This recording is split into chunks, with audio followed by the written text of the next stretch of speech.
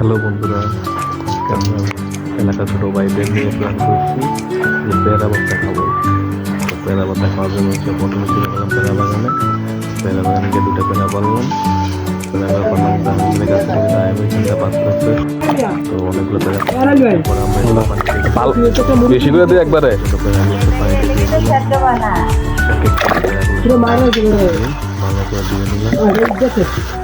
দেওয়ার পরে আর দেয়া যায়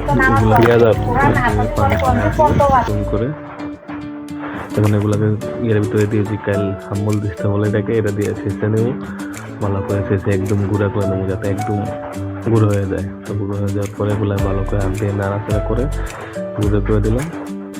তো এখন তেঁতুল নিয়ে আসি, তেঁতুল ভালো করে পানি দিয়ে লবণ মরিচ দিয়ে মাখাবো, ভালো করে মাখাও, মিক্স করে মেরিনেট করে তারপরে এগুলো আবার পেড়ার মধ্যে দিয়ে দেবো। তো পেড়ার মধ্যে দিয়ে ভালো করে মাখায়, মানে তেঁতুল দিয়ে তেঁতুল ছাড়া পেড়ার ভর্তা কোনো স্বাদই নেই, ঠিক আছে।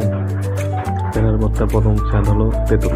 তো তেঁতুল দিয়ে ভালো করে মাখিয়ে নিয়ে আসছি আমাদের টেবিলে। তো এখানে সবাই মিলে ছোটো বাইরে নিয়ে এখানে বসে খাবো।